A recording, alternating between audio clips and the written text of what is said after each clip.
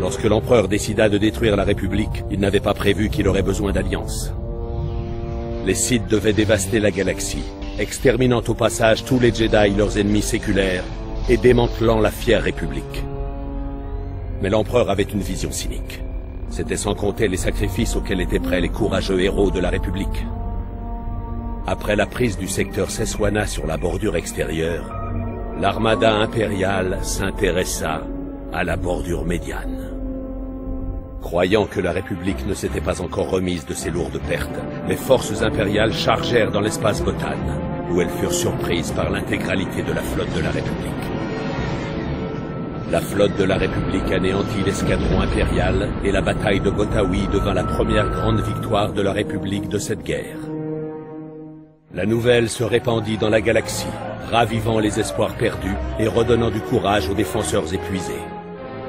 La flotte de la République s'en alla, mais une armée courageuse de soldats de la République et de Jedi resta sur Botawi pour attendre le retour de l'Empire. La réaction des Sith ne se fit pas attendre. Des croiseurs impériaux venus de toute la galaxie rejoignirent l'espace Botan pour combler leurs pertes.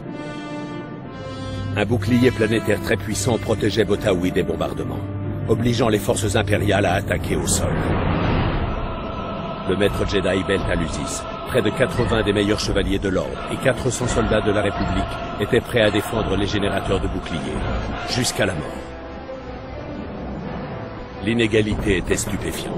Une armée impériale sans précédent de 50 000 hommes se jeta sur les vaillants défenseurs de Botawi. Les défenseurs firent face. Sans aucun espoir de survie, ils ne pensèrent qu'à leur devoir.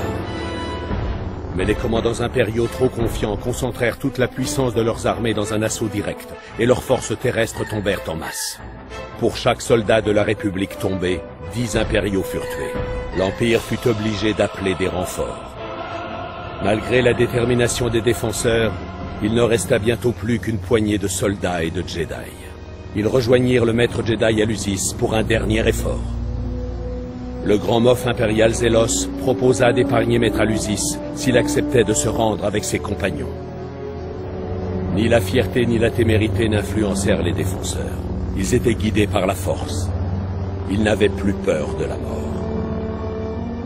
Personne n'oublierait leur dernier effort glorieux. Alusis et ses hommes tombèrent, mais les impériaux avaient dû battre en retraite. La bataille de Botawi fut un succès. Les héros de Botawi inspirèrent d'audacieuses stratégies à la République qui arrêta la progression de l'Empire. Mais rétrospectivement, la République perdit trop de systèmes au cours des premières années de la Grande Guerre. La brillante stratégie de l'Empire fut parfaitement exécutée. La République ne pouvait qu'espérer survivre. J'ai passé beaucoup de temps à reconstituer les projets originaux de l'Empereur, et j'en suis arrivé à une théorie assez surprenante. Je la développerai dans mon prochain rapport.